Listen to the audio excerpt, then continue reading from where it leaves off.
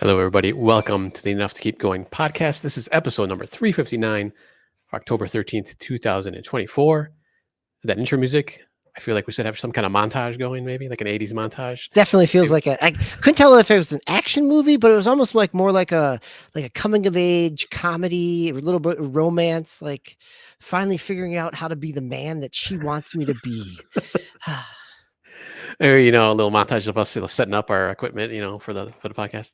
That is Mr. DVQ Hams. DV, how are you doing? Well, I'm doing much better now after all this montaging that we've been doing. I got so much work done. It's great. Everything is finished. GameLogIQ is also with us tonight. How are you tonight, Mr. GameLogIQ? I'm good. Thank you guys for the humor about the intro. Good to We're go. also in the Matrix with all the zeros and ones there in the background too. In the It might be a little bit of a propeller head episode, maybe. Oh.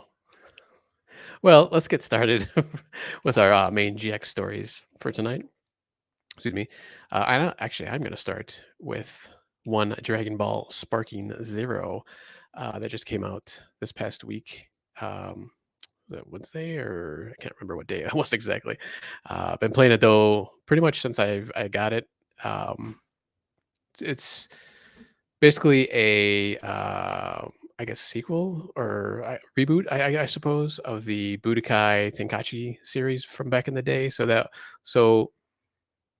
was the Budokai series, which was more, I don't want to say like 2D playing, because you can kind of like forward and back step within the ground, within the arena, but you couldn't have like full 3D full movement in there, and that's what the Tenkaichi series was, where it's like this more or less kind of bigger arena that you can basically do, what Dragon Ball does best is like fly around and, teleport everywhere and, in different areas of the arenas and the map. So that's what this is more of. It's like a huge battle arena that you get to play in. So obviously there's different, maps and stuff. So you have cities and canyons and all our different planets and all kinds of things that you're fighting in, but it's just a fighter basically, one-on-one for the most part, at least if you're playing the story mode so far when I've been playing. But I think you can pick up to 3 people in a team, I believe. I haven't done that yet. I haven't done any just CPU matches or anything like that, just quick matches.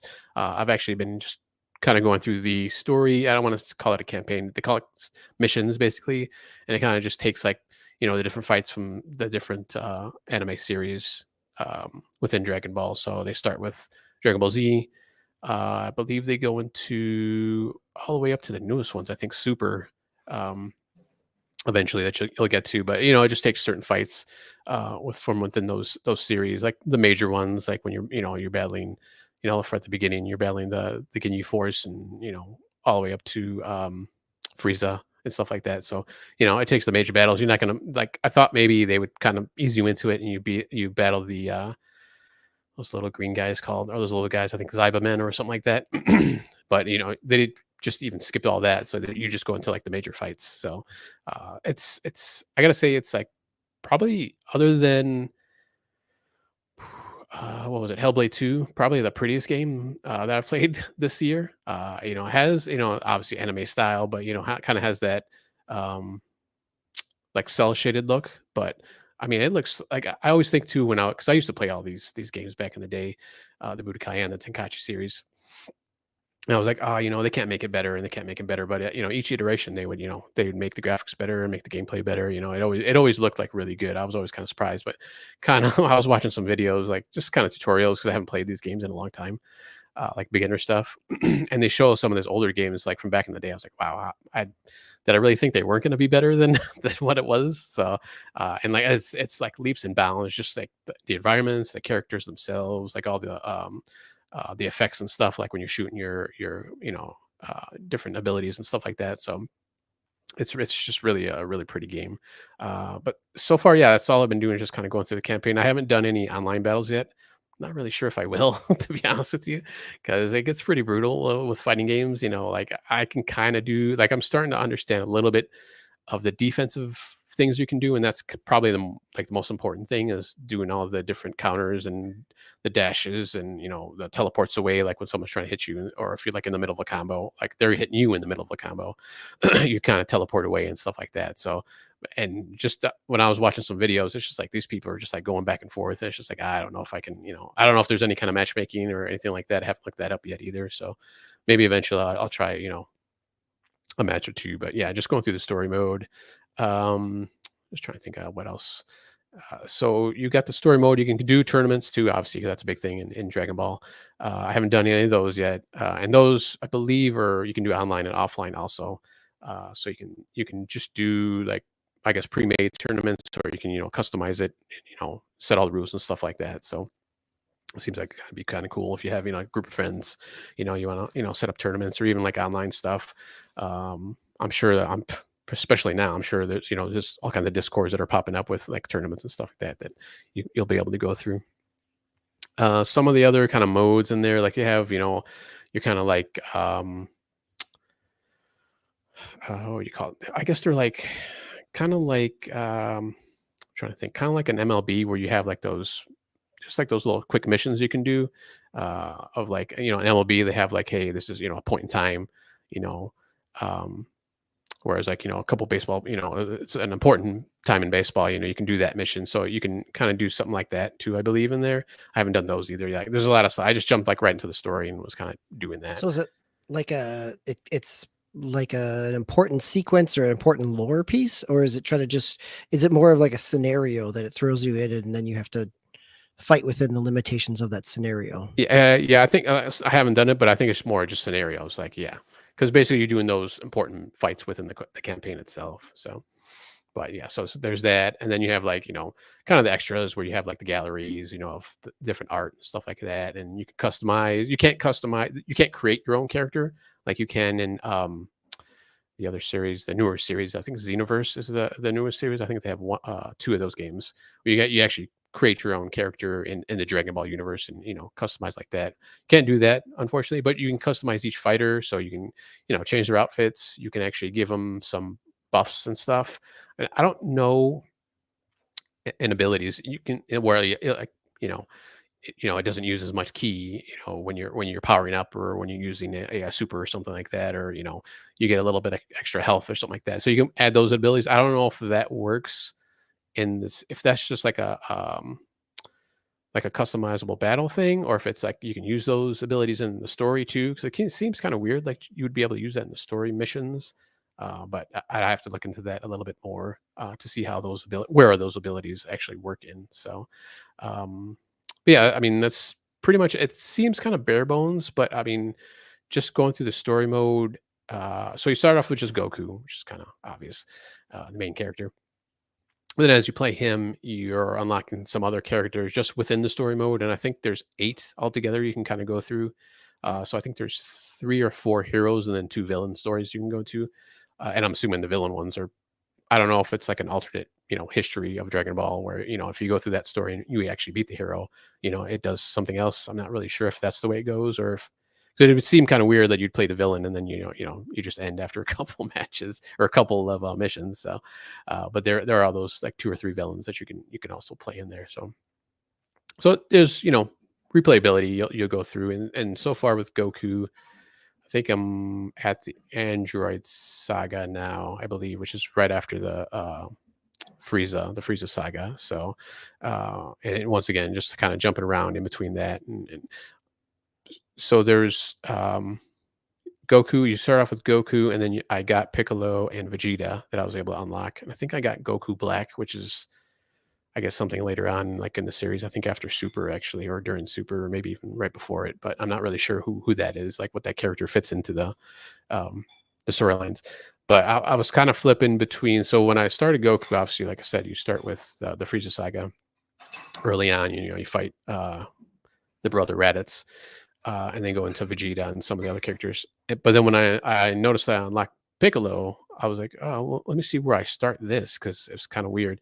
So I actually started Piccolo a little bit after where my Goku kind of storyline was going. So I was like, it's kind of cool. So I was kind of flipping back and forth between him and Goku, and then I actually added Vegeta later on too, because obviously he's important to the story later after the Frieza saga. So I'm kind of flip flopping back between them, trying not to get too far ahead, like in the story, and trying to kind of keep in line. And that's just me doing that. Like you can pick whoever you want, like at any time. So I was just kind of a thing I was kind of doing just for way my weird brain works. So with story stuff like that. But yeah, I'm having a great time. I always, like I said, I always love the Tenkaichi series. So this is just like right up my alley that I can, you just fly around and doing all these weird moves and different stuff. So I've been really enjoying it though. I think it's been getting pretty good reviews too out there from what I've seen, or at least early on when I was looking at it that first day or two. So any questions or comments on that? So you guys have been speaking literally a foreign language to me for the last 5 minutes. So well, I appreciate just that you've grouped me into it because I've just been nodding along. But that my other thought has been, I'm glad that Tao understands this, and I know that there's a segment of the audience that totally gets that. I've always been Dragon Ball adjacent in terms of Toriyama. not Dragon Ball curious. I'm sure if Swiss were here, I know he would be able to vibe with you. Yeah. So just to help like anybody out who's in the audience, who's watching, who's just as confused as I am. So this is the Budokai Tenkaichi franchise. What about that is different from like regular Dragon Ball? And I guess maybe more importantly, what difference does that make in terms of the game, in terms of any other Dragon Ball Z games that you would have played that are of this ilk? Yeah, so I think the latest before this one that I played was the Dragon Ball Fighters, which is that's basically just like a straight up, old school kind of fighting game, like 2D, it's like on a 2D plane, kind of more like in the Marvel vs. Capcom series, because you can kind of like jump up kind of high, but you couldn't like move in a 3D environment in that game. So like I said, in this one you can, it's a full 3D environment, kind of a big arena basically. It's like an arena fighter basically. So you're like, if you hit somebody hard enough and you knock them back, if there's like there's like a rock formation there, they'll just bust right through that, or if you're in a city, you'll break buildings and stuff like that. So it's kind of cool that you get that difference than just kind of being on a 2D plane. It's probably the biggest difference. And like I said, I think from the Budokai series, just the normal Budokai series, even though that was a 3D game, like you're kind of stuck on a 2D plane, basically kind of like a Tekken or a Virtua Fighter, where it's kind of 3D, but you kind of, like I said, you can move back and forth a little bit, but you can't like, super jump in the air or have, anything like that. And, in this one, Sparking Zero, you're always behind the back from your character. So you're looking, from behind the back, kind of third person, basically. So with this one, are the arenas like at Dragon Ball Z scale? Like, because whenever I've tuned into the cartoon, it's like they're out like in Death Valley, like and they're fighting like in a square that's like 20 by 20 miles. Like they're just ridiculous, with a mountain, right? So are the arenas at that scale, or are they like at like Street Fighter scale? No, yeah, they're large. They're fairly large, even though somehow I always seem to find the edge of one of them, because I just get, CPU just starts, comboing me to heck, in the corner, because I hit the edge of the map somehow. But no, I mean, but basically they are huge. It's a huge arena that you're fighting in, so, or huge area, I should say, depending on what location you're in. And then the other thing I actually learned, Sparking is the actual name of the Budokai series in Japan. So I didn't know that. Once again, I was watching the video. When I was watching the videos, they were explaining that. So they kind of went back to the roots in that respect too, just kind of the title. They weren't just calling it, Budokai Tenkaichi again, like, they did in the past. So calling it its proper name. So maybe one day we'll see Biohazard instead of Resident Evil. So, which is what it's called, in Japan. But yeah, no, it's a really, I know, if Swiss was here, he'd probably be, correcting me on some things too, mostly pronunciation, but it's a really fun game. If you just, if you like those kind of, fighting games, it'd be up your alley. So, and you may have mentioned it in your brief, but in case I missed it. So are you always in like one form in this, or do you go and apologize? I don't. Of course, I'm familiar with the term Super Saiyan, like, but I don't understand all the ins. Like, do you transform at any point in this to like Super Saiyan mode or anything like that?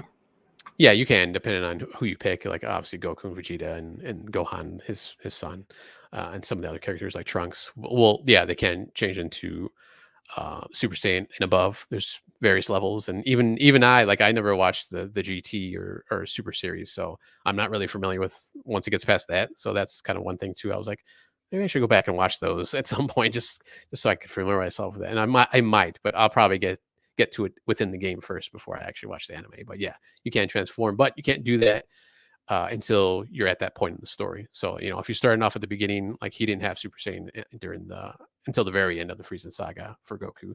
I couldn't do that until I got to that part in the story, which is kind of nice. And I don't know, like later on, if I can go back and play that part maybe with like a different character or with his Saiyan abilities, like the very beginning. That might be kind of cool, but it'd be kind of easy at that point because. So there's only like 2 difficulty levels. This is the default that they give you. And this is one other thing. The default what they give you at the beginning, which I guess is like a normal mode, and then there's only one lower difficulty, which they don't even really tell you like what it's called or anything. It's just a lower difficulty. I found this out. Well, they tell you at the beginning if you want to start at the default difficulty, or if you want to go down a difficulty level. And I was like, oh, I'll just do default. When you're playing a game or a match, if you lose, well, during story mode at least, if you lose 3 matches in a row, I think it was 3 matches in a row, maybe 4. One of the options at the end is usually just retry or quit. You give you another option. It's like, would you like to go down a level in difficulty? I'm like, no, I'm not going to do that. So that kind of pissed me off. I was like, no, I'm staying at this level. I'm playing games for a long time, so I'm going to beat it at this level, and do it. So they do give you that option to lower the difficulty if you have some trouble. So. All right, DB, if you want to jump into your this, I'm actually kind of interested in this one. I don't know if I'd pick this up because I think this is a turn-based type of Yes, game, right? it is more or less turn-based. Cool. Yeah, I am okay. So I'm talking about Metaphor ReFantazio. This is the new Atlas game coming from the Persona developers. It is, people have talked about it as like fantasy Persona without kind of the relationships. You still have some of the calendar aspects that you do in a Persona game, where you're trying to do certain things you only have a limited amount of time, and so you have some choices. You do end up with a series of party members that you have interactions with and can do more or less like loyalty quests that build bonds. But I'm kind of getting ahead of myself there. So Metaphor ReFantazio is I'm playing the Prologue, which is just the free demo that's out there. The full game released on the 10th. I have played enough of the demo to know that I want to buy the full game. And the demo carries over. Reading online, more or less, the only differences are a little bit of a few cutscenes that add a little bit more explanation. But otherwise, the demo is pretty much the kind of opening chapter in the game itself. It is turn-based in terms of its battles. So DBQ, just to ask for a clarification. So are you saying that in the retail version of the game that the content you're playing in the prologue is repeated? Or are you okay, gotcha. Right. So yes, I can if you have a save from the demo on your system, you have the option of loading from that save and continuing on, because or if you want to restart it, you can restart it. So it is repeated. The demo is more or less the first part of the full game.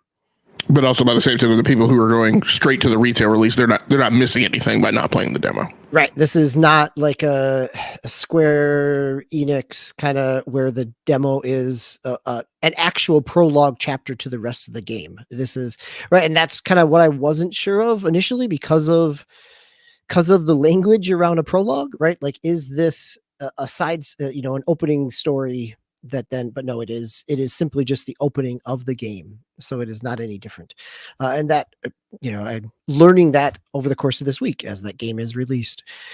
It is turn-based. The battles are similar in types to Persona. Like if you've played Persona 3 through 5, it falls into that to some degree. I think it also pulls from the Shin Megami series, right?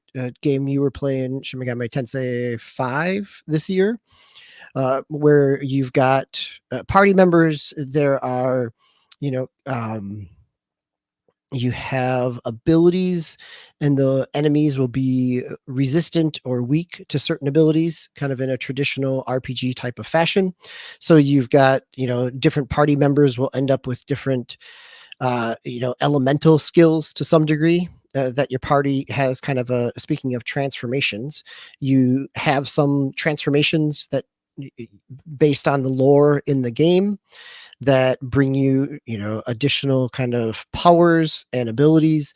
And those are, the game calls them archetypes, but they are things where your main character has a specific archetype, but as you go through, you start to open up additional archetypes. Different followers is what they call companions, have kind of default archetypes, but as you go through and build bonds with them, they can switch between. So think of an archetype as it's a Final Fantasy class to some degree, right? Like it gives you different kind of attacks, different abilities. It's moving you between classes is what the archetype ends up doing. And so those open up as you go through. And in similar Persona fashion, the narrative around the archetypes happens in this kind of dream world, in between worlds, kind of like the Persona, the demon world to some degree. But it is so the combat is enjoyable as an RPG. It's a nice turn-based RPG. One of the things that it does different than the Persona series is that you have kind of real-time attacks that you can do out in the field. So as you're moving through the field, if you see enemies, you can use you have a fairy that goes along with you, and you can use the fairy view, basically, which is your detective mode or any other types of kind of highlights, but it will show you, it'll give an outline over over an enemy. And if that enemy is at or below your level, you can more or less kind of clear it out with just field attacks without having to go into a turn-based battle. Or if you want to trigger a turn-based battle, you can at any point in time, even with the lighter enemies, but it allows you to kind of move through the game without having to stop with a lot of kind of low level grinding, and use the turn-based battles a little more strategically as well. And so I'm enjoying that kind of mixture of combat, because you get the kind of stop and think about it combat, but you also get the kind of hack and slash combat that you get out in the world as well. Yeah, I've seen some allusions to like suggestions that that's like a real-time combat thing, but like if it sounds very much like it's very much the implementation in Shin Megami Tensei 5 Vengeance, Shin Megami Tensei 5. And to me, that's not really combat. Like that's very much transit, right? Because the reality is at least the way it works in Shin Megami Tensei in SMT, first contact, like one of you scores a hit, but then immediately after that you go into turn-based. So it's not really impactful. So it does that, but it also, it has kind of, I guess it has three layers to it, that you can go full on initiate a turn-based right from the get-go. You can do what you're talking about with Shin Megami or others, where whoever initiates contact first gets, either stuns the enemy or gets first turn in that, and it transitions to a turn-based battle. So if I'm attacking an enemy that's at my level or higher than me, if I do attack, if I initiate the attack, I will stun them or I'll get the first attack, but it'll bring us into a turn-based combat. If I'm going through an area where there are lower level enemies, I will hit them once or twice with my, attack, and they'll vanish from the field because I'm already over leveled from them. And so to me, it doesn't feel like real-time combat in a way where the enemies are fighting back because they're low enough levels. It is more of, it's a quick way to do combat and move through the space without having to spend time with lower level enemies. So I just want to make sure then from what you're saying is, so is it true that throughout the game, there is no point where the computer takes control of the outlaying of combat, and it is always up to you as the player whether or not to go into turn-based or to remain out at real time? I would say that is not the case. That there are times where if a stronger enemy attacks me, it's going to pull me right into a turn-based combat. If it is a story battle, it's going to pull me right into turn-based combat. But if I'm out in like the equivalent of the overworld or in a dungeon, again, at least in the demo, and based on what I've read and heard from other people, this continues throughout the setup is the same throughout the game. So if I'm moving through a dungeon and I encounter a low-level enemy, I can slash at them with my sword and move through them. Where if I encounter a boss in there or a high-level character does a surprise attack, sneaks out from behind, then it initiates turn-based combat. So I think that's a good point of debunking, right? I think there's threads running around out there, maybe by journalists who are suggesting that this game has a heavy lean or a 50-50 lean towards real-time combat, and that is actually somehow preferable to turn-based. This is a turn-based JRPG, like period. Like it has a short-term modality where you can kind of go after some of the hash and trash and not be bothered, right? Which really isn't entirely different than, say, a lot of the strategic RTSs that we've seen since Rome Total War. Like Rome Total War kind of does this, right? You go around the map and you see, like, you get presented like what the relative strengths of the armies are, and if you're like overwhelmingly more powerful than them, you can say, I don't want to be bothered with going into real-time combat, like just auto resolve it for me. So I don't think this is the revolutionary thing that I think some journalists are painting it to be, and at the end of the day, this is just a turn-based JRPG. Yeah, I mean, I think it's beneficial in terms of the gameplay system, because it doesn't pull you in a traditional kind of JRPG aspect. You're not getting pulled into every single kind of low level grind combat. But it's also not the same of like sometimes in the Dragon Quest series where you end up in a space with higher level, or you're higher level than way over leveled from the enemies. The enemies will just, the little slime will just run away from you. Like this way you still get a little bit of XP. It also, I think the one thing that it does, it keeps you connected in the game, right? That because you've got the action aspect, it keeps you kind of in the fluidity of the game. But I don't consider it kind of real-time combat in like a Diablo, or even, certainly not like the Visions of Mana, the Mana series in terms of real-time combat, or it's not real-time combat like a Tales series either, where it'll pull you into a battle area, but then you are doing real-time combat in there. It is very much, once you're pulled into that battle area, it is a turn-based battle. So I have a two trajectory question for you. So you mentioned that this game, that the prologue, that the demo has done what it is supposed to do, which is convince you that you do want to buy the full game. Is that interest solely tactical?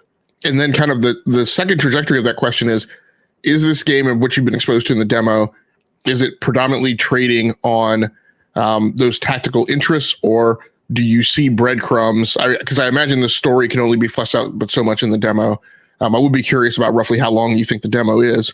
But are there breadcrumbs of emotional hooks that are there, and have you been able to pick up on those in the prologue, or is it just like an assumption that the player has to make that that there's some tapestry of a story in the background with an emotional hook to it, or is that kind of plainly laid out for you, and is that part of the thing that's encouraging you to go on to the full game? I would say that is the thing that's encouraging me to go on to the full game, is the narrative, the story, the lore, the way that the characters are set up and the interrelationships between them, and and kind of the layering of the narrative that I'm enjoying. I enjoy a turn-based RPG. I enjoy a little grind. You know, that's fun. I like the battle system, but I think what is hooking me here that hasn't necessarily hooked me even in like, you know, Persona 4 or 5 of this is kind of an overly a multi-layered fantasy world, almost closer to like a Dragon Age, or there are multiple races. There's a lot of class and race based politics and dynamics that are going on within here. You have you know, a party that's mixed in with a variety of these things. You have a dead king, you have a, you know, a prince in stasis, and an evil protagonist that kind of sets it up, and that's the setup in this prologue. The actual game goes into a whole lot. You know, the main meat of the story is this is all exposed, and now who runs this kingdom? And there's a variety of people, including your main character, who are kind of positioning to be the ruler of this kingdom. And so it allows, and the demo plays on this a little bit, but reading through a number of other places, it it moves you beyond kind of this initial kind of fantasy trapping of a evil, you know, upstart to the king or advisor to the king that kills the king. All that happens within the first few minutes of the demo and the prologue, and then you're kind of going through exposing that. But then it gets into, there are 4 or 5 different races that all have kind of different abilities, but also different prejudices around the other races. And so they're the narrative aspect of this and the kind of interplay between those characters and classes of people is what's really hooking me in terms of, like, I've got plenty of RPGs on my backlog that if I just want to grind through something for the sake of watching numbers go up and enjoying some turn-based combat, I could do that. But what Metaphor feels like it's doing differently for me is really hooking me in a narrative sense, above and beyond what I've gotten hooked in. I've enjoyed the combat in the previous Persona games, but I think in some ways not having the high school aspect to the, you know, the relationship dynamic, like you're building relationships and camaraderie, but you're not necessarily trying to date somebody. There's no dating in this. So that aspect of it actually is pulling me into a grander epic of a narrative than kind of the traditional demon hunting aspect of the Persona series. So I'm appreciating the fresh perspective and narrative and lore that they've built here. One final note. So I've started this on Xbox, played it in 4K. There's stuff out there in terms of kind of the stability, that it's not always hitting 60 frames per second. I think it looks pretty good going back to the cell shaded aspect. You know, it definitely has a similar look as Persona 5. I have also downloaded it on Steam and played it on the deck just to see what it looks like and how it runs, and it runs nicely on the Steam Deck. I've also, this got me to play a little bit of XB Play. So XB Play is a little app that came out last year. Studio 08 is the kind of, it's out on Android, iOS, but also it's $7, $8 on Steam, and basically it allows for remote play from my Xbox. So I've been kind of playing it throughout the house with my Xbox in the basement wired and connecting and doing remote play, which has been, for a turn-based game, you know, frame rate has been good. A little bit of, you know, the graphics are not as crisp as they are just in the Steam native version, but I'm not noticing a whole lot of lag or anything there. So it's been a nice way to, especially with a big RPG like this, that it's nice to be able to sit in front of the TV and enjoy the big animated cutscenes at times. But also, if I'm going to be grinding through, it's nice to sit on a couch in a different room or up in bed or something like that, and play it as well. So I've enjoyed that kind of portability aspect. That was actually one of my questions, because I noticed that you had both Xbox and PC on there. One other question I had is this: as far as you know, this has nothing to do with the Persona series, right? This is its own IP. It's separate. It's its own IP. Sales have been pretty good. Looks like the first week sales are up over a million. But yeah, it is the only lineage is the kind of development team. And some of the menus definitely look Persona like, but there is story wise, it does not hook into Persona. It's its own separate universe and world and fiction. Okay. Which is also a nice kind of jumping in point for people that might have been interested or know of the Persona series, but not feeling like you have to come in with any other knowledge.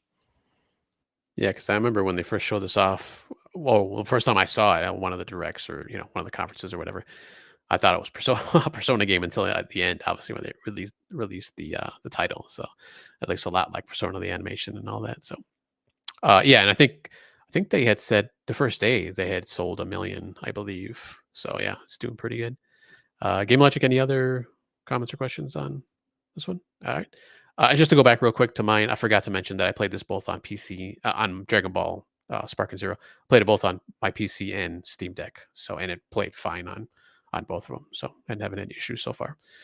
All right, let's jump into the news. GameLogIQ, if you want to jump on the mic, you got some MSI news here.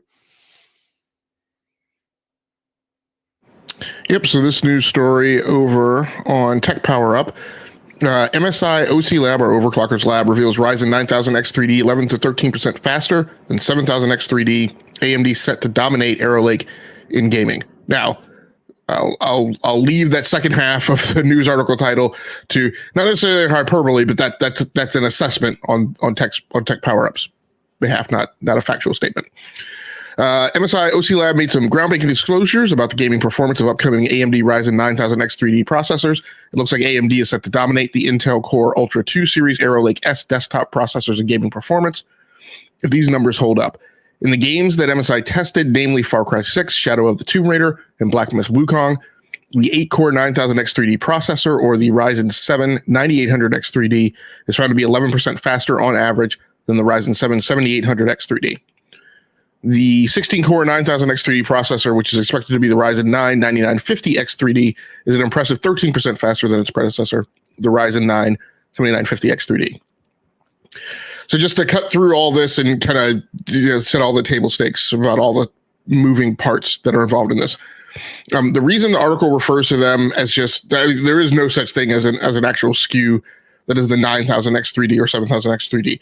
Those are umbrella titles that are being used for the series, particularly for the 9000 X3D, because right now, today, we don't know exactly what SKU numbers of the 9000 X3D are coming out.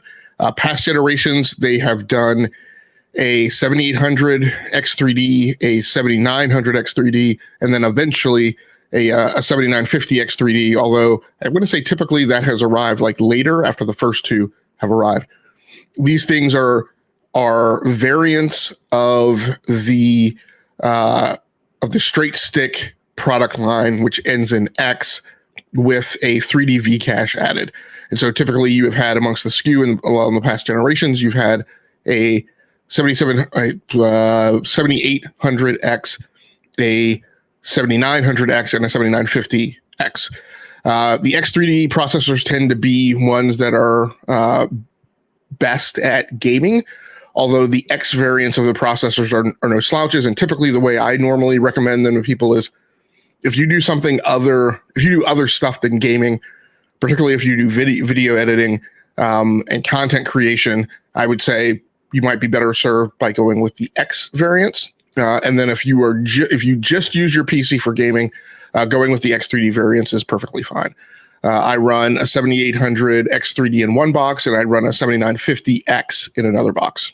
Now, chronologically, timeline-wise, what's going on is we believe, and the rumor has been, that the X3D parts of Zen 4 are Zen 4 or Zen 5? Maybe Zen 5. I have to look that up. I'm getting confused now. But the 9000 series variants of the X3D chips are supposedly coming out this month. We believe that because there is a marketing deal between AMD and Xbox for the Call of Duty franchise, for the Call of Duty series for Black Ops 6. And we already know that Black Ops 6 does have a marketing partnership with AMD, and so that's driving us to think that the 9000X 3D parts, the initial ones, are coming out on the 24th, I think, which is the same day that I think Black Ops 6 launches. The question right now is exactly which X3D 9000 series X3D parts are coming out. We don't know if it's the 9800X 3D, if it's the 9700X 3D, the 9800X 3D, or the 9950X 3D, because we think that the 9950 variant this time is showing up earlier than it has in the past. And so these benchmarks that have been discussed by MSI, we don't know exactly which three parts there are. What it shows and what these numbers mean is that from last generation to this generation, the performance improvement between a like-to-like part, so theoretically between the 7800X 3D and the 9800X 3D, is a gap of about 11 to 13%. I want to say there are other parts where the lead isn't that much, but I think maybe it's basically 13% between both SKUs, and only 2 SKUs were tested. So theoretically, if history repeats itself, we know that 3 SKUs are coming in the X3D line, but this testing only revealed 2. The big thing this means is that the belief is that the performance improvement of, well, let me back up just a little bit. So the other thing that has gone on this month is that Intel Arrow Lake S has arrived. And so mid-month, Intel announced its next generation part, which will go head-to-head with the currently rolling out AMD 9000 series parts.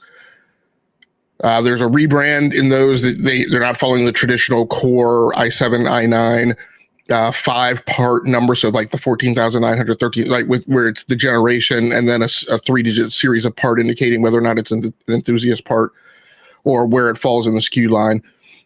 The expected performance gap between those is that we're expecting the Arrow Lake S processors like-to-like part numbers, right, in comparison to the old numbering system of the 14th gen, so Meteor Lake processors, to be about a 2 to 3% gap. So the point is, and where you get this statement, AMD set to dominate Arrow Lake in gaming, is if the Arrow Lake parts show up and they are 2 to 3% difference between the old top line 14th gen Core i processor and the new generation Core Ultra 9 processor, if that gap's only 2 to 3%, and the analogous gap between the AMD parts is 11 to 13%, then the belief is that this shows that AMD is going to be faster than Arrow Lake.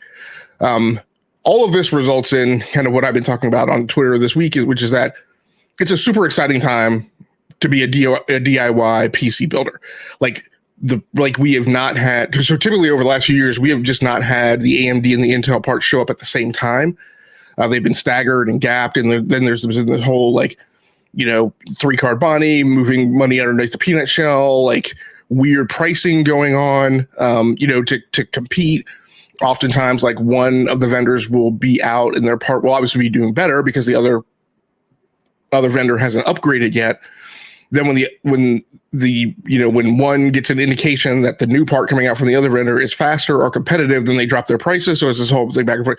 And that's been good for competition too. It hasn't been maybe not quite as exciting. This time around, both vendors' parts are showing up at the same time. And so it's going to be a fist fight right here in the fall. For me personally, while all these things are going on, and again, I'm not really in the envelope to build a new box just yet. I'll probably look at building, first quarter of next year. I personally, if I were in the market to build right now, I am not the type of person to build off these parts the month that they show up. This is the thing that protects me from ever getting myself into the Meteor Lake 13900 debacle or 14900 debacle where those parts were failing because of, over min voltage. But the other thing is that, and the other thing that's kind of interesting this time is typically these parts come out and then the associated motherboards, if they're moving socket and chipsets, the motherboards typically don't show up in abundance and easily obtainable and not at like exorbitant prices till about a month later. But Intel, at least, who is supposedly doing lots of jockeying behind the scenes with making deals with people.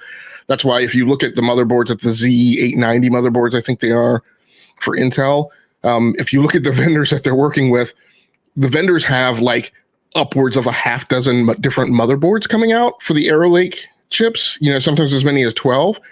But for the AMD chips, they're like 2 options. So the word on the street is that Intel has been going around brokering deals to get motherboard vendors to put out more boards for their parts than the AMD parts. So there's that too. But I think the thing that's in stark contrast to the past is the motherboards seem to be showing up in relatively good numbers and in abundance and obtainable at the same time as the CPUs. So like I said, it's going to be really interesting as you turn the corner, going into the fall, winter, and then into next year. And of course, the other thing is that NVIDIA, we think that their initial 5000 series parts are showing up this winter potentially.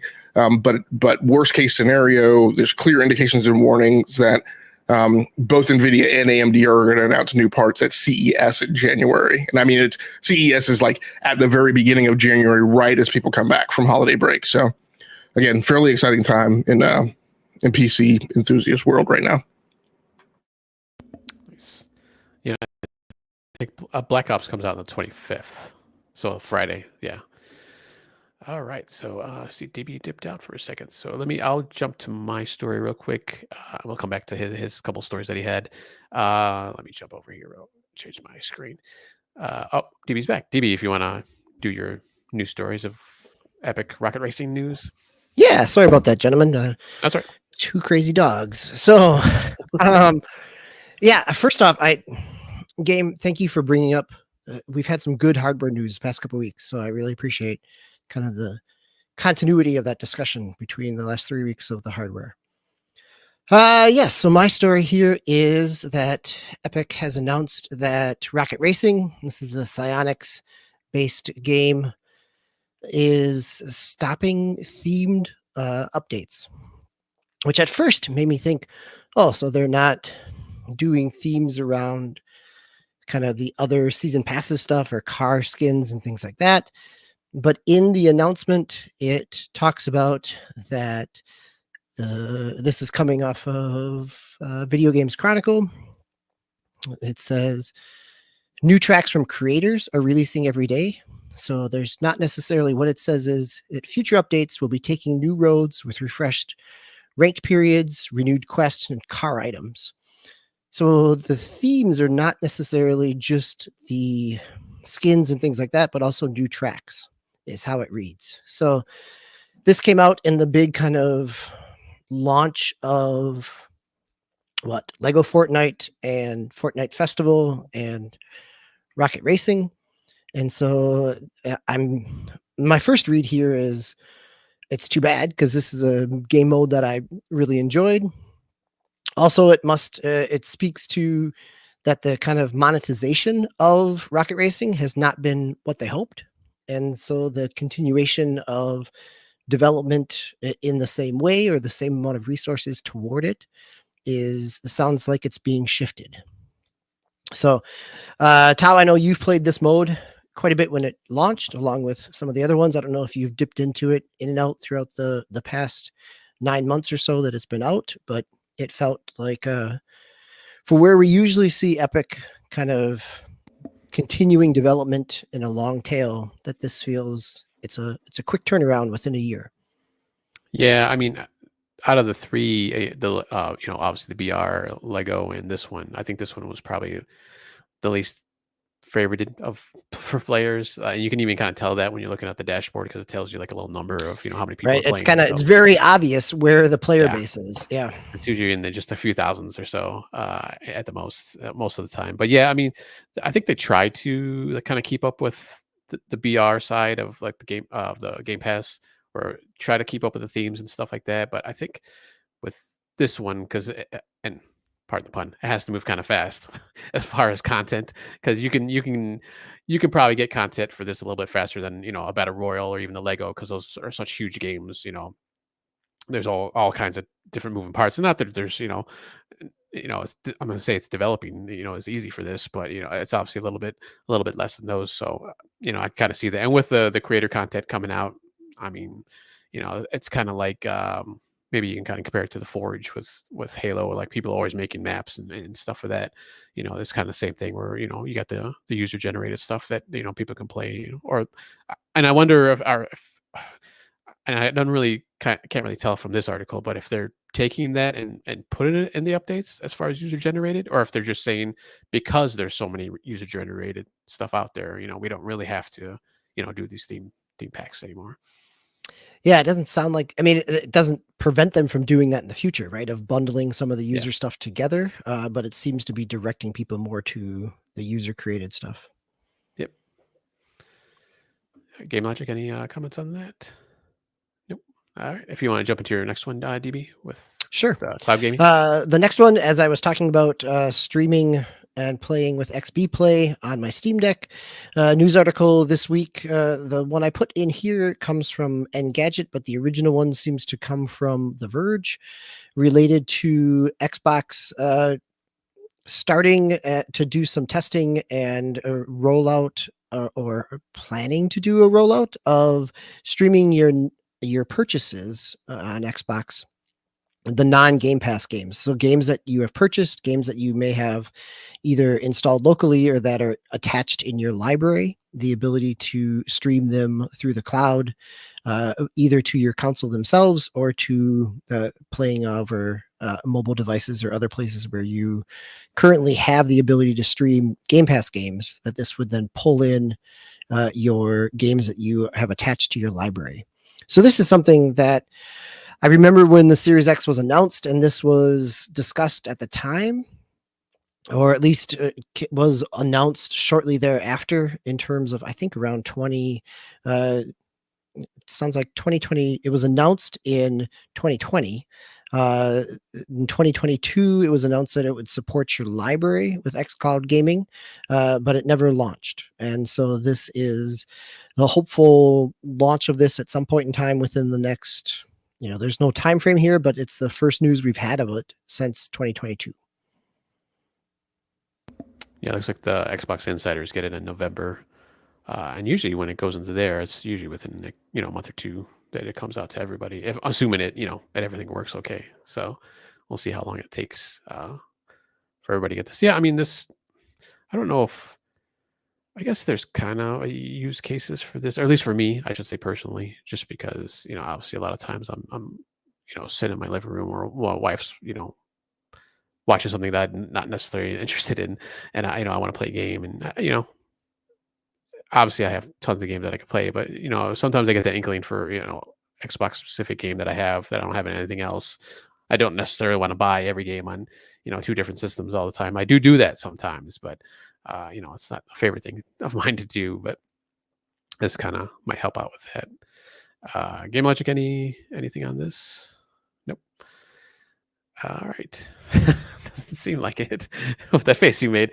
I mean, there's not much to say until it rolls out. Yeah. We don't know the stability of it. And I mean, and Tao, you're of the three of us, you're the one that has used the cloud play more than either of us. So yeah, I mean, I think it's a nice entitlement. I was scrunching my face up because I think this because there's actually 2 news stories that came out this week, right? So this is all because of the legal finding that in the US that Google has to open up the Play Store to third-party app stores, and it has to accept that it has to allow vendors to push people to payment methodologies that do not always traverse through Google Play in app, and therefore is a way for those vendors to allow customers of the app to make purchases where Google doesn't get a 30% cut. So this is going to be interesting because it's going to do because that part, and so these things have gotten kind of smushed together and commingled, right? And so this aspect of it to me is a nice entitlement, right? It's a super convenience, right? And it's a way to make everything ubiquitous with Xbox Cloud Gaming instead of there being this differential, which never particularly really made a lot of sense. And so I guess had to be driven by some kind of weird back end, tokenization thing to validate that you had a license to like a game that you bought that was discrete from whatever system they had implemented in Game Pass. because those things were developed at 2 different times, and so probably did them using different implementations, and so probably didn't pass authentication and access right the exact same way. But to the end user, all you do is that this doesn't make any sense, right? That I can buy a game that I can play a game that I'm subscribed to, but I can't play a game that I've purchased. So it's nice for that to get cleared up. The other part of it, and then the end result of the other part, right, despite all the legal technobabble that I just went through, is at the end of the day, the big news there was that you will now be able to purchase games on mobile and then access them via the cloud, which then in turn, because of this, you will be able to also access and play on mobile. That part of the news story I felt has gotten a little overblown in terms of its understanding, just in terms of people not understanding the traceability of all the breadcrumbs, but also in conceptualizing that that's like a big get. When I'm like, well, I read comic books. Neither iOS, neither Apple nor Google Play allows you to buy comic books on the phone through Amazon, through Comixology Unlimited, right? You have to go to a PC or Chromebook, whatever, and buy them via the web. So here for games, it's been the same thing, right? If you wanted to access a game via Xbox Cloud Gaming, I'm sorry. So before you couldn't access, even if you bought a game, you weren't necessarily guaranteed to be able to access it through Xbox Cloud Gaming. You could only access it via Xbox Cloud Gaming if the game was also in Game Pass, even though you had bought it. But you could buy the game on console or on PC via the web. And then if the game was also in Game Pass, there were even some exceptions, right? Some of these games have been available in Xbox Cloud Gaming. It just hasn't been a blanket, right? Ubiquitous, like everything's there. So you've been able to access these games like for a very long time. The question I have is just how many users really want to buy games and then access them via Xbox Cloud Gaming. That's the question. It's like a primary modality in which, right, they're gonna buy the game. So I just don't know that it's really gonna drive everything. It's a very PlayStation-esque kind of play, right? In terms of, I don't know that it really moves the needle financially. It's just that it is something that is a good get for like their most hardcore faithful, right? Which is to me analogous to things like the PlayStation Portal or the goofy proprietary earbuds, right? Or other things that PlayStation does that don't move big numbers, but like make the people who are already ensconced in their ecosystem like feel good about staying in the ecosystem. Yeah, I don't know that it does a whole lot right now, right? I think for me, who can play Game Pass games through the cloud on a Kindle Fire TV in a different room, like it's nice. But what it does is it sets the stage for 3 years from now. It sets the stage for, right? Like if Microsoft and Xbox continue to move in that cloud-based direction, that this opens that up for whatever the next cycle becomes, that if they lean and continue to lean more heavily, which we saw kind of in the posturing around the FTC discussions and rulings of believing that cloud is their future, that this provides another footing for them in that space.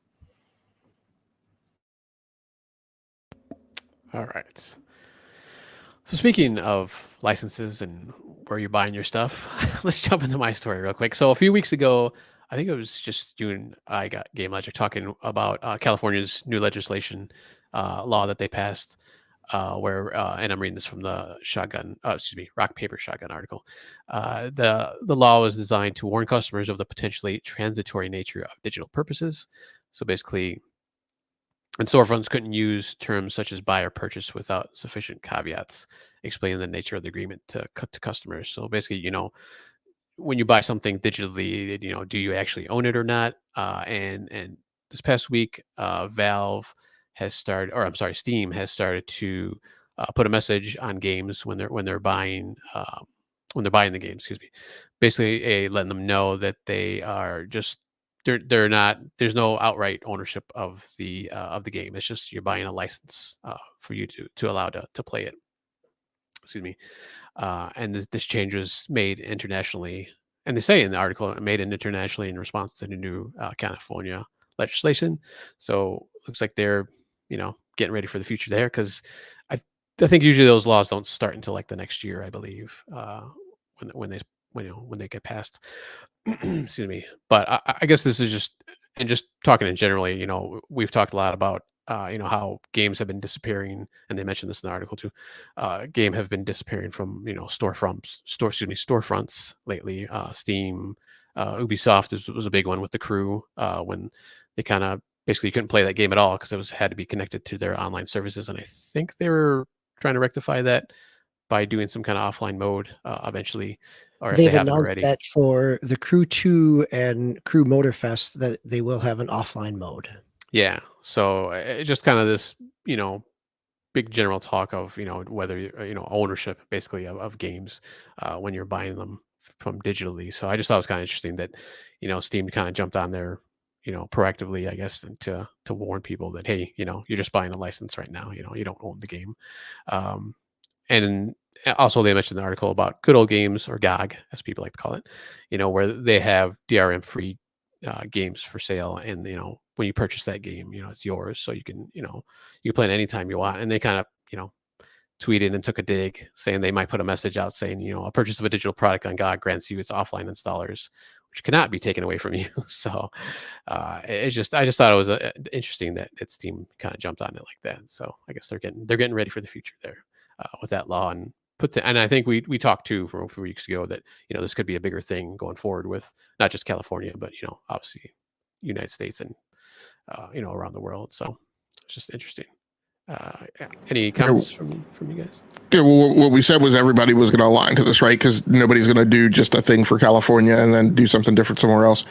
I think the thing that consumers should all get in their heads right now: video games cost $70. They started costing $70 at the beginning of this generation. There was lots of wailing and gnashing of teeth, Sturm and Drang, right? That seems to have kind of settled down now here, going into the middle of the generation. It would be a fallacy for you to believe that Ubisoft and other people are going to take on the imperative to keep these games in operation in perpetuity based on this law at zero cost, and for that cost to never roll to customers. So, I mean, my belief has been the games became $70 because historically, if you go back and do trend analysis on the history of game increases, they have typically come, I can't remember what the figure was that I worked out, but I want to say every 8 to 12 years, something like that, 8 to 10 years, something. And there was an extremely protracted duration from 2005 to 2020, right? So 15 years where games remained stuck at a static price of $60. That was outside the historical norm of the industry. So the industry has been coiling up to get right back on their natural historical battle rhythm, and you are not going to go 15 years before you see the next price increase. And we're constantly talking about production prices increasing. This is yet another poker chip on that table, right, of increasing costs. So, I mean, expect that the next price increase is probably going to come, not even shortened in comparison to the 15-year, right, freeze that we went through just now. But if you look at the historical norm, which again, I ran these numbers before, I want to say it was 8 to 12 years. It's probably going to come at the very low end of that range, if not sooner, is my prediction. Yes, definitely. Yeah, I mean, I was kind of surprised that we never got any kind of price increase until just recently. So it's pretty amazing, actually. DB, any comments or anything? No, I mean, this falls right in line with the conversation we had a couple weeks ago around the California law. And I think it's, if Steam is doing this, we will see other digital marketplaces start following suit as well. Yeah, definitely. All right, GameLogIQ, you want to take us out of the news with our final news story on Black Ops 6? Yep, this news story over at IGN by Wesley Lynn Poole. Ahead of Black Ops 6's launch, Activision says Call of Duty's AI-powered voice moderation has already had a massive impact on toxicity. Activision has delivered a report on the work it's done to combat toxicity in Call of Duty, insisting it's already made a huge impact ahead of the launch of Black Ops 6. Call of Duty was for years associated with toxic player behavior, both in voice chat and over text message, but Activision has worked to reverse the franchise's 30-year reputation, launching 2023's Modern Warfare 3 with in-game voice chat moderation powered by AI. So as it just so happens, I've actually wrote a very extensive article on Twitter today because some stuff is going on over in smartphone land with people being salty about the iPhone 16. And one of the things I said is that, look, no one should be buying any consumer electronic today solely and primarily on the promise of AI. Because the technology industry has done a universally bad job at communicating and conveying to consumers what AI will do for them at an actual impactful workflow level. And what I cited in that article is like AI has one good practical use case today, and that is for enhanced search. Things that I used to do by doing these like converging, collapsing boxes of like multi-syntactic like search modifiers in Google to get down to something that I needed, especially when I was trying to troubleshoot something where I'm trying to troubleshoot a device. And when I put the thing into Google, like Google just constantly spits back to me a wall of product reviews because that's the only thing I can think of. Like here's another one, right? Which is like there are very limited use cases, right, for good AI. But I've said this for years. You guys are saying that you've got AI and you could do all this stuff. There's no reason why you can't do real-time voice filtering so that when somebody says the N-word, right, in voice chat in a game, you can't catch them within like 5 minutes, right, and immediately bounce them. So they're starting to do things like this. Slow-Mo, who's one of my co-hosts over on the Baseball Radio Arcade podcast mentioned, and who sometimes I'm on his own show on Damage Per Second, mentioned that, he had somebody spewing like racist nonsense in a match the other day, and like they were gone within like 5 minutes. So it's great that this stuff is working. There's all types of numbers in here saying about how, especially people now, right? And this is the thing, I talk a lot about, commensurate response and deterrence when I talk a lot about the Kissinger doctrine. And, what they're finding in these numbers is that, the people know that the big stick is out. And so now when they get cited for an offense, they are less likely to repeat, right? Because they know that the ban hammer's out there and it's automated and it's looking for them. And it's not waiting on some human being, right, to drop on their desk and for them to review it and then finally take action on it. So, these things are great. It's unfortunate, I would think if Activision, Blizzard, Xbox, Microsoft were smart, they should productize this technology, especially with Microsoft making its big foray into AI.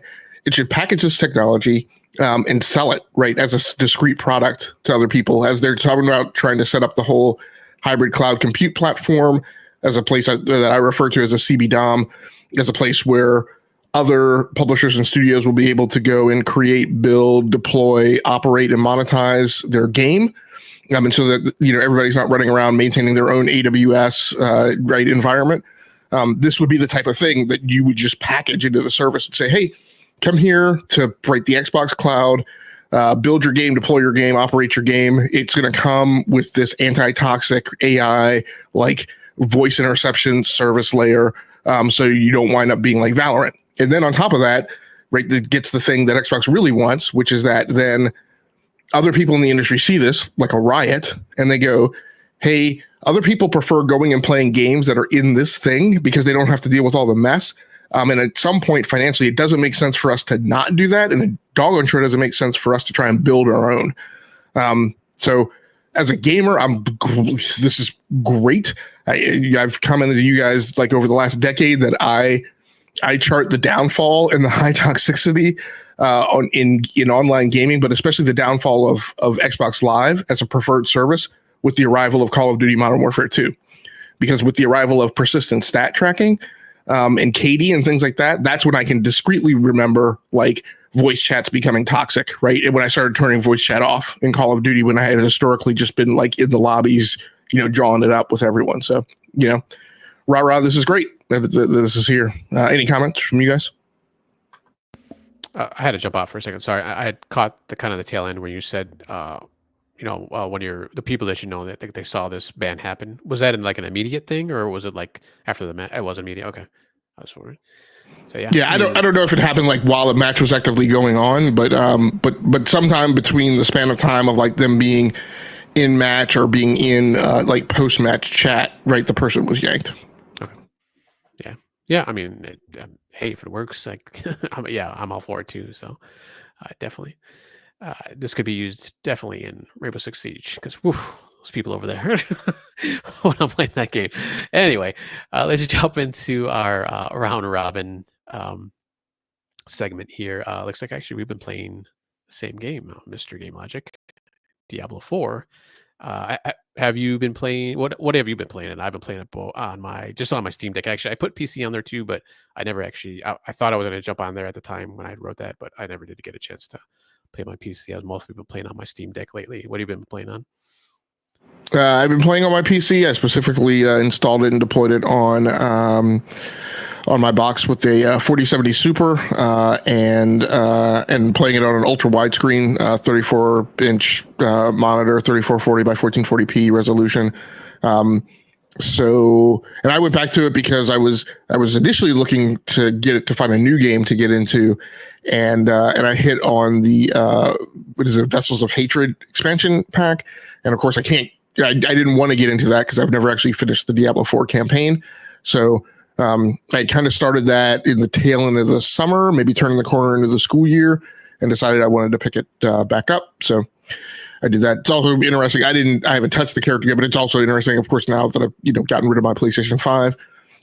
What I used to have my Barbarian that I was playing on PC, and then my Necromancer that I was playing on PlayStation 5. And of course, as I installed it and brought this thing up, I was like, oh, wait, my Necromancer is here on PC. I mean, it's been on PC before, but I would never play it because I was like, that's my PlayStation 5 character. But now I don't have that difference anymore. So, eventually I'll get back to playing the Necromancer on PC. But I did pick back up with my Barbarian. Still trudging through the campaign. I've played 25 hours of Diablo 4. Admittedly, probably between the two characters. The campaign's only supposed to be like 15 hours, and I still haven't completed it. So, much like one of the other games I'm going to discuss tonight, I'm just going through the grind. I did actually finally play the mission where I got the steed. So now I have the steed, which it's interesting because I'm still playing through the campaign. So quite honestly, functionally, the horse really doesn't do you a ton of good when you have unexplored areas that you're going to, because you don't really necessarily want to run through those. You want to actually fight like the things there, like as you're on your way to your objective. The horse will be really good when you're like backtracking through areas of the map that you've already been through and you don't want to be bothered. You're just trying to get onto the thing. So I had the horse, but between like waypoints, fast travel, and all that stuff, it like really hasn't done me a lot. It's another thing to spend in-game currency on, so that's neat. But yeah, I'm continuing to trudge through it. I love Diablo 4, regardless of the fact that I haven't finished the campaign, despite the number of time I put into it. Again, in similar fashion to one of the other games we're going to talk about tonight, I just love the grind and being in that world, the mechanics of the game. So, as long as it's there and available, I'm going to play it for a long time. Nice. Yeah, I jumped back into it because I had some travel for work that I did throughout the week. So I was looking for something to play. I was like, yeah, I haven't played Diablo. I've kept seeing everything for Vessel of Hatred. So I was like, I haven't played it for a while. Let me jump back into it too. So yeah, I didn't even. I think I'm gonna have to buy it anyways. I think you have to buy that DLC, correct? The Vessel of Hatred. Yeah. Yeah. So, and that's an interesting question too. Just even on the baseline Diablo 4. So you're playing on Steam Deck, which means you bought it on Steam, but you're a Game Pass subscriber. So have you like done the workaround to put Game Pass on your Steam Deck, or did you buy it on Steam Deck after Xbox started putting, or after Activision Blizzard brought its games back to Steam, or what did that whole timeline look like? Yeah, I had bought it before it came to way before it came to Game Pass. So yeah, I already had it on. Well, actually, I don't even have it on Steam. I bought it straight through what is it, BattleNet or whatever it's called, their installer originally when I was playing on PC. Yeah, so. And then because you had it at launch, right? Back last summer. I remember I had bought it at launch. Yeah. So I did a workaround to get that. BattleNet on Steam Deck. Yeah. Okay. So played it through there, but I mean, it installs through there, so that's nice. So like Game Pass games, you have to play through the cloud. You can't install those games, unfortunately. But either way, I already had it. So yeah, I was like, I'll play that. I haven't played it for a while. And the same thing like you when I first bought it on PC. I played Barbarian, and then I think when I got the Game Pass version, I was playing or I played it through Game Pass on my Xbox. I had started a Necromancer, so and boom, it was already on there when I they were both on there, which is actually nice that there's that cross progression between the two or between all systems, I believe.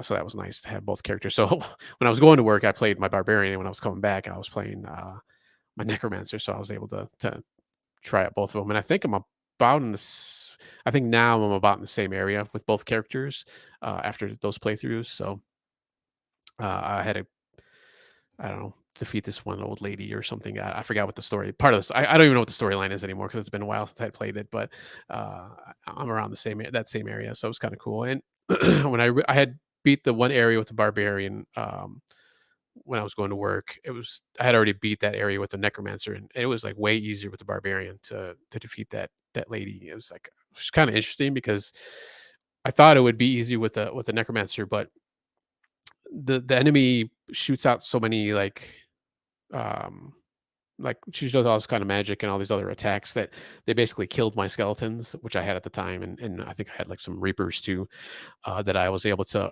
resurrect, but I can only resurrect them from fallen enemies, and there was no other fallen enemies when you're playing this like boss or mini boss, whatever you want to call it. She just doesn't like magic attacks. So I was kind of screwed with the Necromancer. Unfortunately, I still had my basic attack, and I think another like Reaper that I could just like shoot out. It was like a one-time thing, but that thing was like a long cooldown. So with Barbarian, I just avoided those attacks, and I was able to just get up close and smack her away with my melee attacks, which is pretty strong. So it was pretty easy. But yeah. So it sounds like you got Doom Eternal'd. Yeah, that's what is one of my most frustrating things with Doom Eternal. Like it's like the only way you can replenish ammo is by doing like the kill move on low level demons when you're fighting like a mini boss. And then like on multiple occasions I would run into a mini boss and like the low level demons would stop spawning. Yeah. So then there was no way for me to replenish ammo, and I would just eventually just lose the fight. So yeah, it drive me nuts. Yeah, it's a little weird, but yeah, like I said, at least it took me longer with the Necromancer, but I was able to do it after like, I don't know, like 5 or 6 tries or something. I just had it took way longer than with the Barbarian. So but yeah, having a good time with it. I mean, I played, I never beat Diablo 3, and I never played the previous ones, but I'm having fun with 4 now. So I haven't got to the part with getting the horse or the steed. So I'm sure that'll be possibly soon. All right, GameLogIQ, you want to jump into your next 2 games? Yep. So also on that same box, I installed Control this week because I wanted to. It's kind of going through the most graphically intensive games because I wanted to, make sure that I put some cycles on, really bringing out my my hardware and taking advantage of my hardware. So Control was one of the games that I pulled down. It's been a while since I've been back to it. Graphical things that have been added, I think, since launch, because I don't think they were there at launch, was ray tracing. So I enabled that. Another thing is, so there was Control is a lot like, it's a little bit like a Bethesda game, maybe in some ways, probably in very similar shtick to other Remedy games. There's a lot of reading. Like you go into rooms and there's like dossiers and dockets, like in like every single room you go into, like, and it gets a little exhaustive, but and then by the time you like read all these dockets and dossiers, then you run into people who talk to you and you're just like, I don't want to be bothered. But for whatever reason, I was more attentive this time. And so, because it always seemed to me like to be a very convoluted story. There are a lot of plot holes. Like stuff it just like skates by. And some of it I know like in hindsight, in retrospect, but some things I'm like, geez, like that's just, they made a lot of assumptions there, or just they don't even care. Like if you understand how this whole story strings together. So, but I'm having fun with it. Combat's enjoyable. It hasn't gotten to the point. I know it gets to the point eventually where, to me, the number of options that they give you on the weapons, just are like the whole like switching system. It just feels kind of unwieldy. And so I haven't quite hit that point yet here in just starting. The map actually this time around finally makes sense to me. In terms of how you need to kind of progress and go through it, and kind of move through challenge areas and discover things around the game and kind of take it down. I think in my head, I was approaching the game before in a very linear single player like campaign kind of style, instead of thinking about it like almost, edging towards like an open world. And it's not quite that, but there are, it is open world breadcrumbish, just in kind of like the way like a Halo Infinite is. Like they're just, points of progressing around the map that you need to approach in an objective kind of way to progress the story. So having a good time with it. So, enjoy the game, playing, a little more attention to like the characters and the voice acting than, other than just Courtney Hope's character this time around. So having fun with it. The second game that I've gotten into, actually probably the one that I played the most this week, is I continued my casual re-onboarding to Destiny 2. Spent a chunk of time this weekend just chewing through a weekly challenge. There was a weekly challenge for Banshee 44 to go around and do like 8 of his gunsmith challenges and then go back to him for some like kind of award, which wasn't necessarily really impactful, the things you got out of that, but it was a good opportunity to just kind of get into the mechanics, fly around the galaxy. The funny thing is, one of the key things to do and manage in Destiny 2 that actually imposes a bit of cognitive overhead in terms of just like going around the map is just trying to carefully pick your way through the galaxy without going to locations where you're going to potentially trigger a story arc. So that's funny. It's actually funny because like in the course of this week's gameplay, the Revenant DLC or whatever dropped, and of course I got yanked into like a cutscene for Revenant that was obviously further down the storyline than I've actually played through directly. So I'm like, fine, whatever. So I spent a lot of time on Nessus and Europa this week. Just kind of going through and joining a lot of public events. And so that was kind of cool from the silent social aspect that Destiny 2 has always had, where you just join up with some rando guardian, right? But, I know in one fight on an outcropping on Europa, it was a pretty high level fight against the Vex, and it was just 2 of us. We were the only people there. But the 2 of us, handled it, with aplomb. So that felt good, obviously getting through that combat. And, we did our emotes and stuff at the end of the fight and like went our separate ways. So, I'm continuing to have a good time with it. Went through, managing a lot of exotics, spent a lot more time with fusion rifles than I would have preferred. But that's the neat thing about the gunsmith challenges. Those challenges are set up to kind of force you to use all the different weapon types. So I used all the different weapon types, popped a few like challenge banner journal stuff, progressed my seasonal rank and blah blah blah blah blah. So had a good time with it. Weird glitch, now ship sales go through Master Rahul, and so for whatever reason, for a couple of days, I was showing up at Master, constantly going to Master Rahul, and he never presented the ship purchase menu to me, even though it had before. And so I don't know what that is. I don't know if that's a weird like transitory glitch that's going on just in the game right now. Kind of disappointing because obtaining cool ships is kind of one of the enjoyable things in Destiny 2. But there it is. So I'm continuing to play through it, and well, eventually I'm trying to knock out all the quest giver stuff around the tower, and so I'm planning on going and working the 801 quests next. And then eventually I'll go on and proceed through like a replay of a Forsaken and Shadowkeep, and get back on with the regular storyline. Those are just good Destiny, like classic Destiny memories, right? Like that randomness in a public event of just people that you don't know, that you're just ships passing in the night, but you coordinate and then move off to your own stuff. Like it's one of the beautiful things about that Destiny gameplay that's always kind of held up. I will say, DBQ, the thing I meant to mention too, is I did finally get around to playing Onslaught.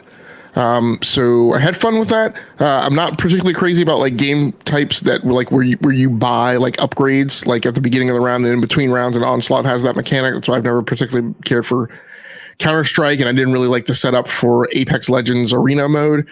But it's a little less like bothersome like than it is to me typically when that is presented. But yeah, but had a pretty good time with that as well. And again, Onslaught is the horde mode that we talked about last week. Horde mode and waves. Yeah. Yep. Yeah. And in between rounds, you can And so as you kill enemies, you acquire scrap, or to put it more simply, I would just say salvage. And then you could take that salvage and use it to buy upgrades. So if you kind of think about it a little bit like maybe Fortnite's like a save the world mode, like you can go around the map and upgrade turrets and put down like different tripwires and traps and stuff like that. So it's a little bit like Rainbow Six Siege you mentioned earlier about how you can go around and like, put up, impediments and obstacles for the teams for the attacking team to have to get through. So, but yeah, it's pretty cool. Nice. Speaking of Horde Rush, they have a Horde Rush mode in Fortnite right now if you want to play that. It's actually pretty good. I played it the other day. Anyways, DVQ, let's hear about Victory Heat Rally. All right. Yeah. So this is one I had mentioned that I was going to pick up last week. So Victory Heat Rally is a kind of a pixel-based, kind of a combo 2D, 3D kind of arcade racing game. It did a Kickstarter a few years back. It is by a small dev team, Sky Devapalm, but it is published by Playtonic. So it's Playtonic is the ukulele group, and they've been publishing a number of other games over the course of the past couple of years in their publishing arm as well. The Victory Heat Rally is just fun. I've been playing it on the deck and on PC itself. It feels like it kind of reminds me of Mario Kart on the DS, where there is a lot of drifting, like to the point of snaking almost, where you are drifting between back and forth to build up a boost. You've got 3 layers of a boost in your drift. And you're going kind of through that, and that really kind of being able to go from drift to drift and maintain some of those boosts keeps you ahead. Played through, there is kind of an arcade mode, which is just kind of straight on course by course. You've got time trials, and then you have kind of your GP mode, which is mainly it's your campaign. That you've got a handful of characters that are unlocked from the beginning, and as you go through and earn medals, eventually you can start to unlock additional characters by beating them in the GP mode as well. So you do kind of straight races. Sometimes you have certain challenges where you've got to get through gates within a certain time period. And then at the end of a map, and the maps are almost like an Advance Wars almost. You're moving point to point in kind of like a Super Mario 3 overworld type of thing along a fixed track.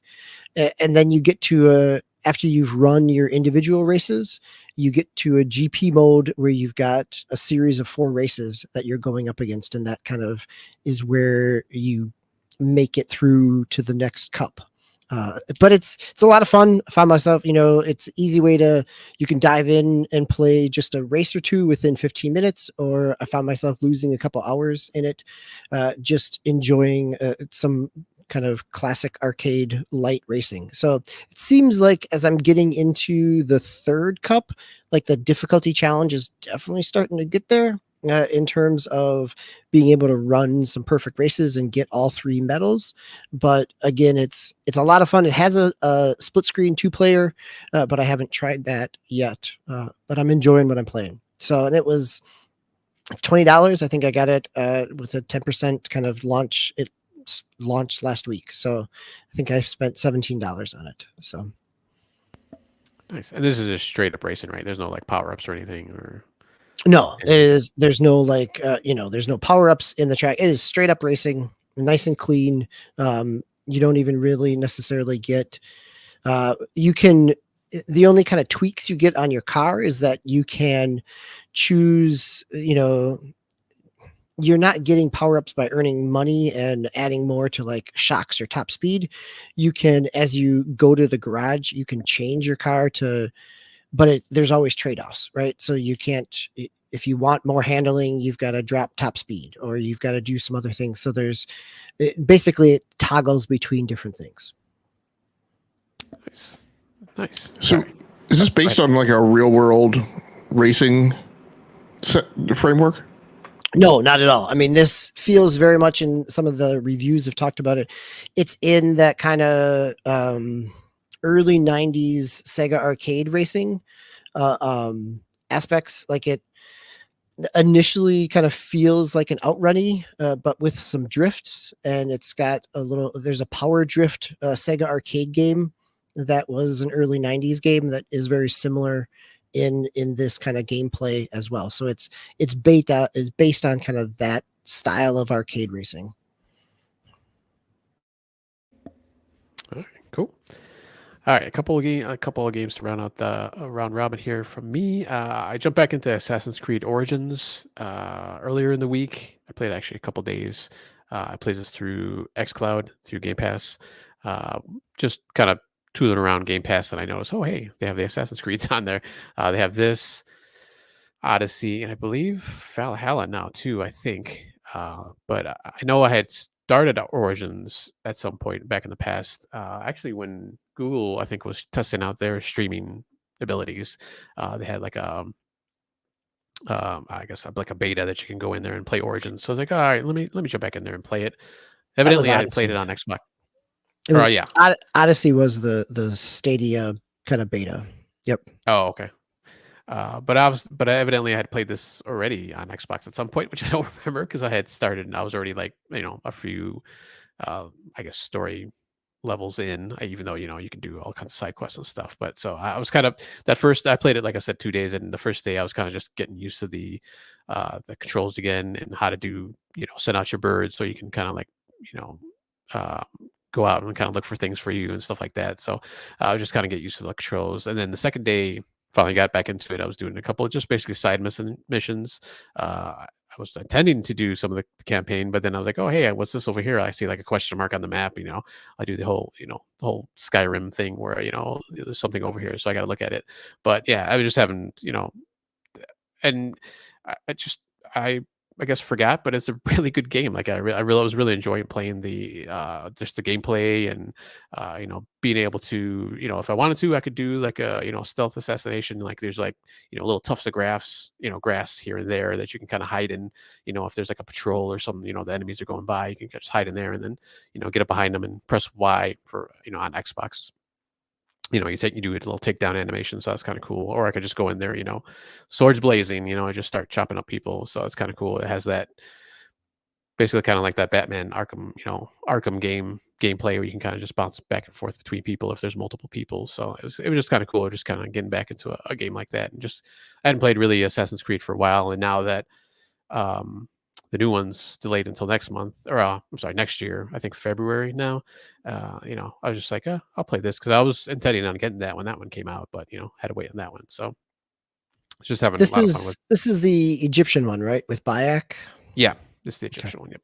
Yeah, and that was another reason too because I always like the Egyptian culture, so it's kind of cool to go in there and look at that. I was actually thinking of going into like they have that. I don't know what they call it, but kind of like the museum thing where you kind of just. Yep, it's kind of the education mode where you're going through and going through the moving from landscape point to landscape point and popping up with, speaking of reading, as GameLogIQ talked about with Control, it gives you a lot of the kind of cultural historical context.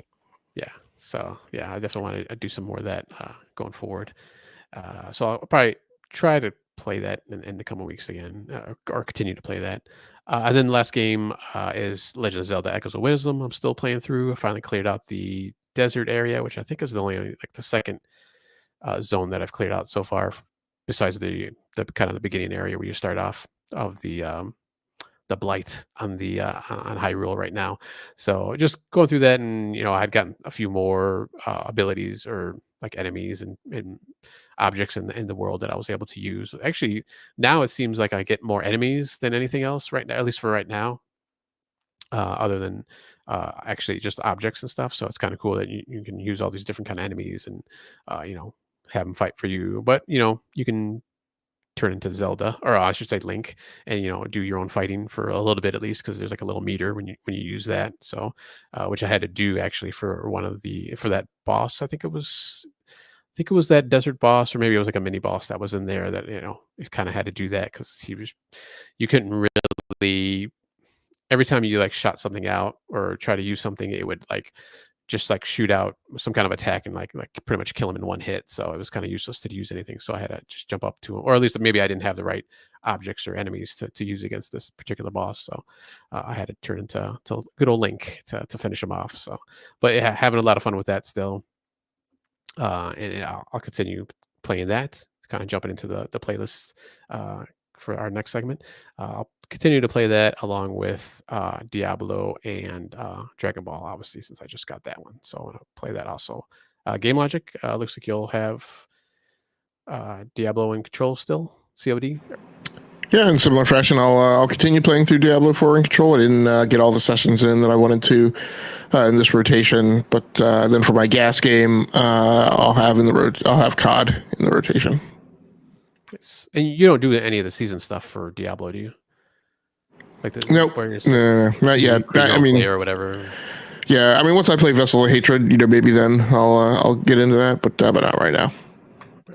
I had to smile at that because I think when I dipped back in it over the summer, I only played the seasonal stuff. Like I've never gone through the campaign and just kind of keep restarting characters at different seasons. Well, and that's the thing. Like you could approach it like I normally approach like Call of Duty, right? Or like a lot of people approach Destiny 2, where they kind of like I just talked about. And in the past, a lot of times I would just be like, I've been off for a while, but when you get yanked into that first thing, it's like that's where I'm going to start. There's no point in me going backwards. So yeah, I'm definitely not guilty, but I'm definitely been framed by kind of going at it that same way, just for whatever reason. I don't Diablo. I'm just fine, just like going back through the content that I never chewed through the first time. Yeah, I think I did the season just when they did that first season. When it first came, that first season came out for Diablo 4, and I haven't really done any seasons after that. So I was like, I don't really want to start over each time. So I'll just go through the story and do those characters. DB, anything you got coming up? I picked up the Echoes of Wisdom on sale for like $51. So I haven't had a chance to fire that up yet because I've been sucked into Metaphor ReFantazio. But yeah, definitely want to kind of chip away at play a little bit of Echoes to see how I like it compared to how you're talking about it. So nice. I'm sorry, did you? I know you said you were going to buy Metaphor. You haven't bought it yet. Haven't bought it yet. I'll probably play as much of the demo. Let's see how long it takes me to get through the demo before I purchase the full game. Because if I nurse the demo along until we hit, Thanksgiving sales, I can probably find it for not the $70 that it is right now. And I'm sorry, did you say how long you've been playing the demo so far? Just this past week. No, only a couple hours. A couple hours. Okay. Yeah. Yep. Okay. Cool. All right. So that would bring us to the end of the episode. Any last words, gentlemen, before we head out? No, I didn't see any comments today, but I know we've changed times, so I don't know if people are able to adjust for that. But if you were in there, thanks for stopping by. Or if you watched us on VOD later on, thanks for that. You can always comment on those videos also if you're watching on YouTube or anything like that. Check us out on SoundCloud and some other podcasting apps. DB, GameLogIQ, thank you for joining me for tonight on episode number 359. Next week, DBQ Hams shall be the primary host with GameLogIQ and myself as co-anchors or hosts, however you want to say it. Thank you, everybody, for joining us and watching. Thank you, guys, once again for joining me on this episode number 359. We will see you next week.